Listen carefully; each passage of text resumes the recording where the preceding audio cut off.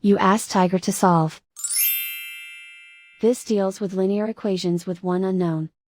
The final result is x equals 20. Let's solve it step by step. Group all constants on the right side of the equation. Add 12 to both sides. Simplify the arithmetic.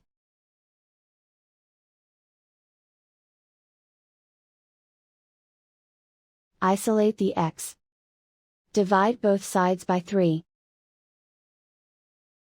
Simplify the fraction. Find the greatest common factor of the numerator and denominator.